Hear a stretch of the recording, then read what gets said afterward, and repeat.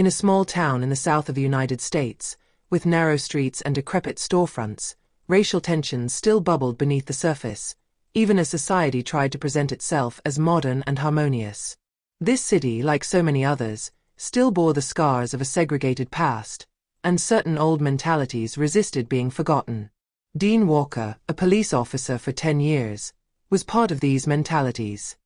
He had never hidden his prejudices, firmly believing that order and discipline were the prerogative of good citizens, those who looked like him, or at least those who followed the established rules.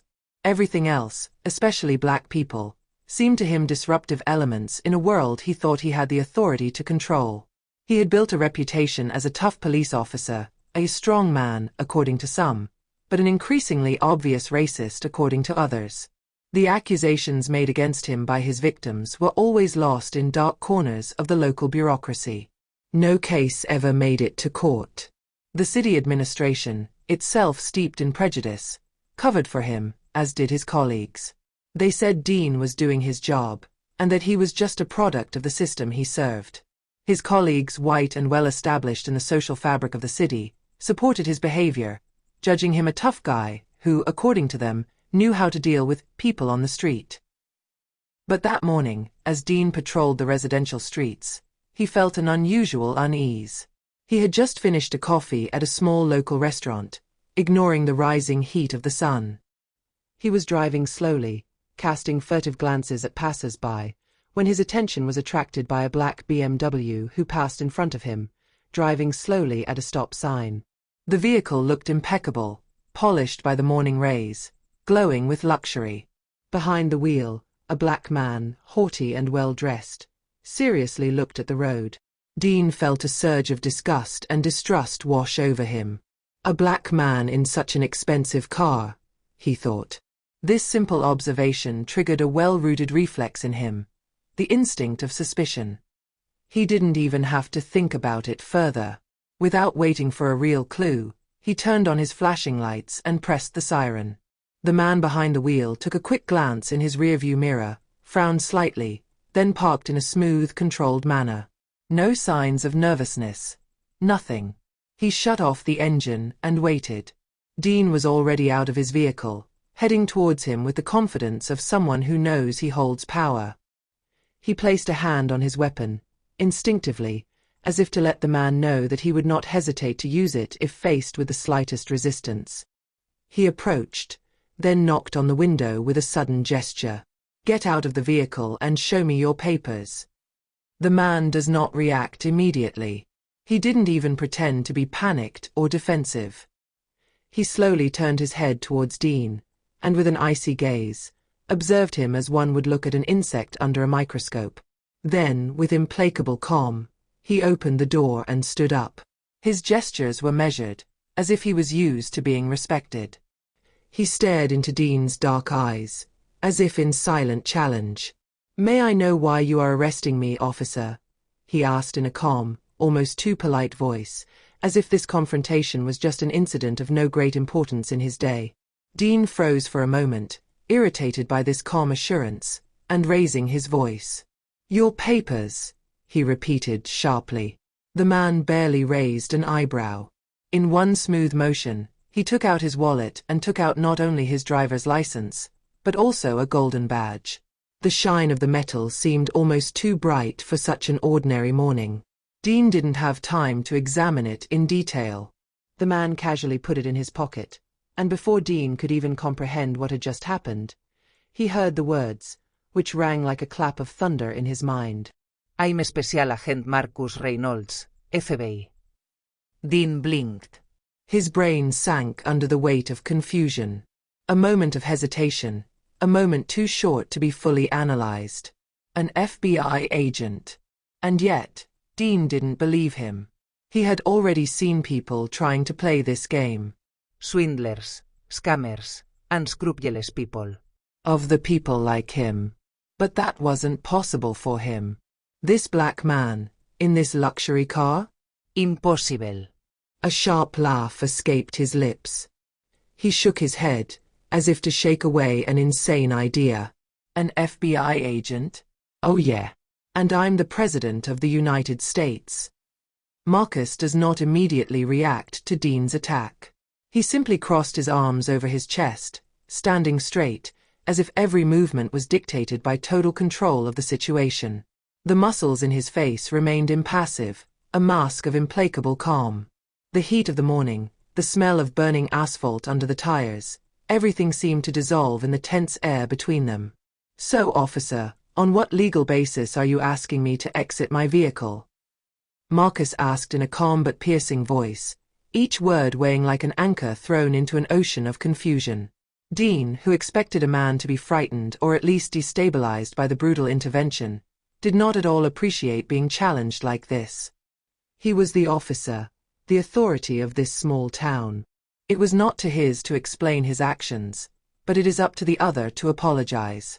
His face hardened, his features stiffened with adrenaline and pride. This situation was starting to escape him, but he didn't want to admit it.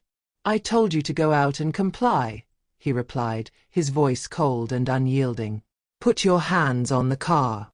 A rage rose within him, an anger that was fueled by his feeling of powerlessness to make this man obey. Marcus' inconceivable boldness, his calmness and his authority-defying posture were beginning to eat away at Dean. He felt compelled to prove that he was in control of the situation.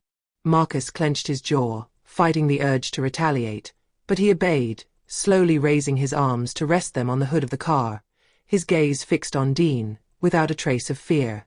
The tension between the two men was palpable, a violence ready to explode into the stale air. Dean, enraged, suddenly moved forward, like an animal ready to bite. He grabbed Marcus' arm violently, squeezing hard, and twisted it to place him in a position where he would have no choice but to submit. Pain was a strategy to assert power. He began handcuffing her with brute force. "You are under arrest for obstructing a police investigation and identity theft," he declared, his tone detached but commanding, as if he were doing something routine. He still firmly believed that his version of history would be accepted without question. But as he went to lock the handcuffs on Marcus' wrists, a deafening noise was heard. An unmarked black car suddenly stopped next to them. His tires screeched on the asphalt, sending a shiver of alarm through Dean's chest. Two men in suits came out, their movements quick and precise, badges in hand. "Let him go, Walker." "Immediately," one of the men shouted, his sharp voice echoing in the tense air. Dean, surprised and shocked, immediately let go of Marcus before he could lock the handcuffs, his hands trembling slightly. His gaze swept over the two newcomers, his mind still processing what he had just seen.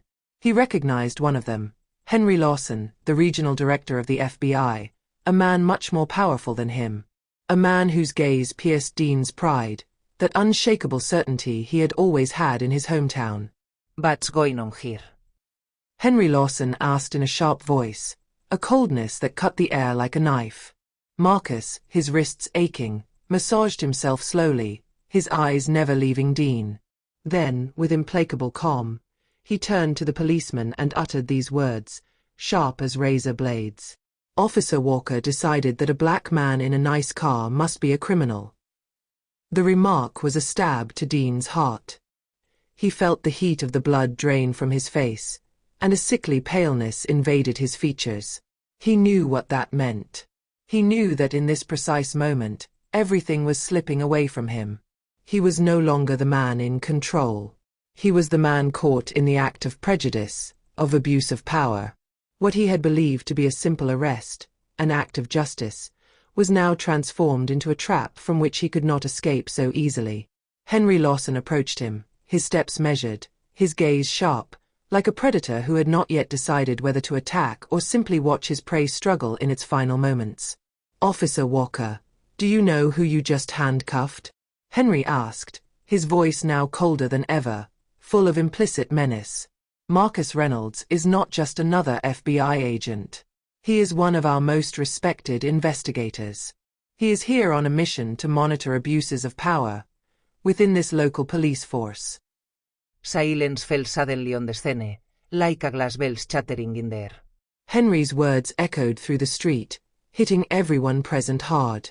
It wasn't just an accusation, it was a revelation. The passers-by, initially indifferent, froze. Dean's eyes, usually so sure of themselves, narrowed under the weight of the reality looming on the horizon. Dean felt the ground slip beneath his feet. His hands, which were trembling slightly, desperately sought support. He had not anticipated this situation. Not for a second. He would never have believed that his own system of power, which he believed to be indestructible, would turn against him. Marcus advanced slowly, each step resounding like an echo in the space where eyes were fixed on him.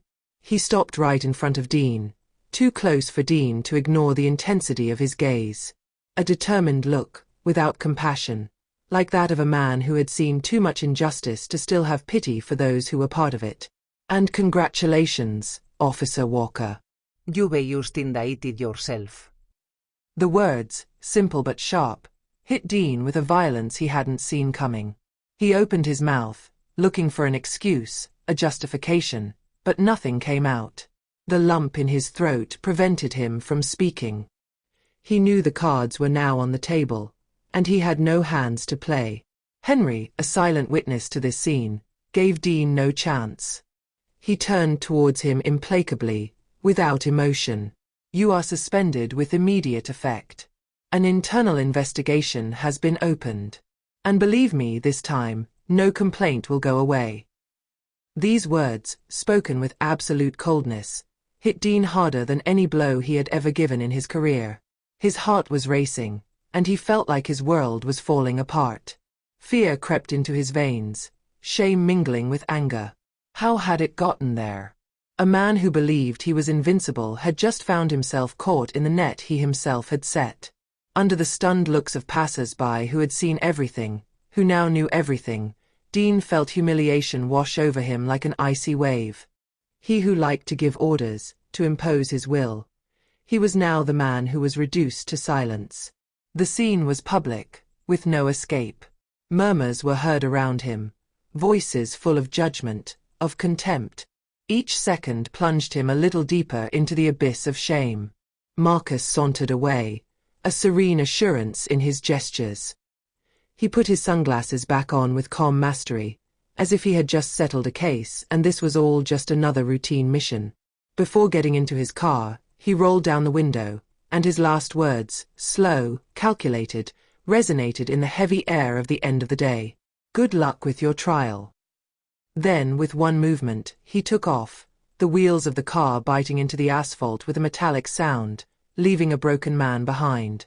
And, with these words, Marcus Reynolds disappeared, taking with him the shadow of a justice which, long neglected, finally seemed ready to be exercised. Dean stood there, motionless, his gaze lost in the horizon, where the reality of what had just happened was slowly sinking in, like a poison slowly injected into his veins. He was now the man everyone was waiting to see fall. And this time there was no escape.